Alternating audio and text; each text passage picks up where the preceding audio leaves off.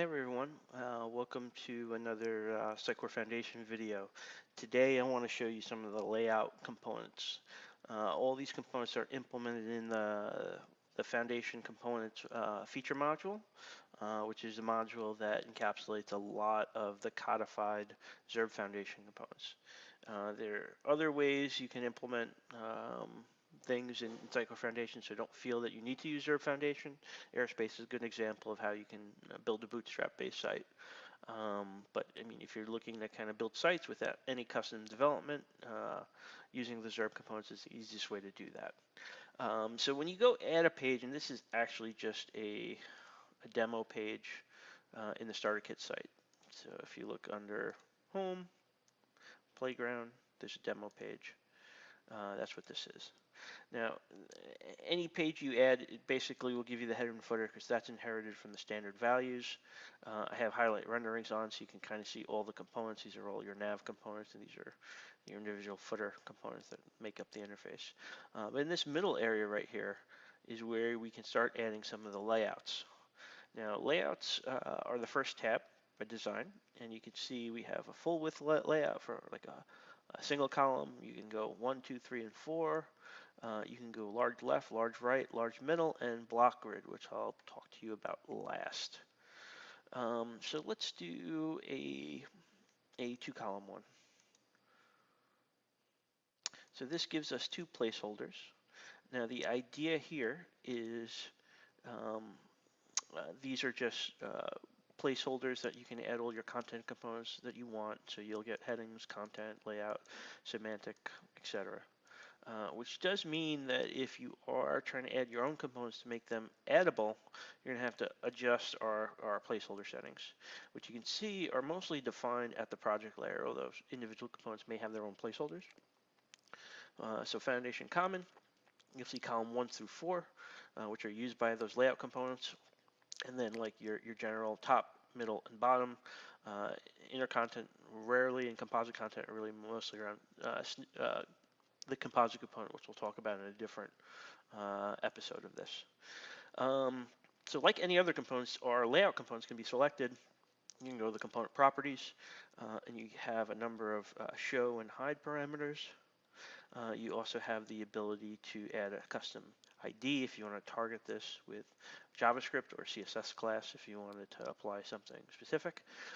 Any of the layout components that are more than one column have these check boxes to stack them on small or medium, and what that'll do when you check it is emit Zurb Foundation styling, which will ensure that they are full width when they hit those breakpoints.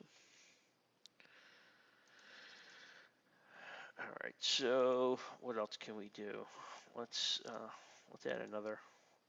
Let's do like a 3-column under it. All right. One other note is within a particular column, like if I wanted to do another layout, I can do like let's do a 3-column inside one of these columns. We could do that. All right. So you end up being able to really build pretty complex layouts on this 12-column grid. Which is what Zurb Foundation provides you. And they are nestable, and the reason they are is we're using a dynamic placeholder implementation, which supports that.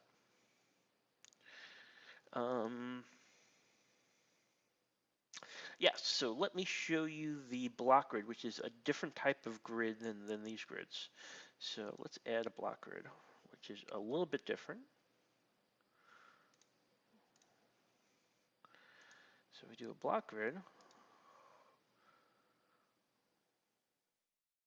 The block grid is a container that you can basically add block grid items, and block grid items can be whatever you want to put in them. So I can put like a text component in here or an image component. Let's just pick some existing. Let's do like a copyright. All right, and then what we want to do in here is add another block grid item.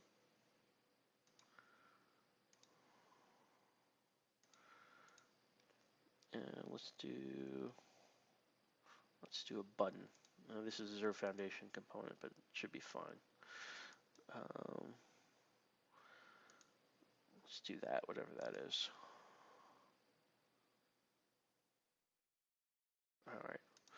And what we could do is let's add one more.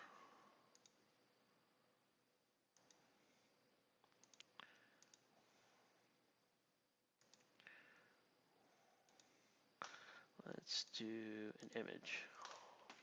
Hopefully this will be something good. Let's do an HTML5 logo. Right. Now this block grid itself, if we click on it and we go to component properties, then the nice thing about this is we can set how many columns to show on small, medium, and large devices. And you can see it's set to 3. So if I add one more, it's going to change. But let's change this to 2 and show you what happens. I will have to save it. So when, actually I didn't have to save it. Go figure. Well, either way, saving is always helpful, but you can see it just behaved immediately. So block grids are just flow. You can set number of columns based on breakpoint. So just a very useful feature of Zurb Foundation that's just codified in the framework. So we can save that. All right, so that's layout components. So you can choose from various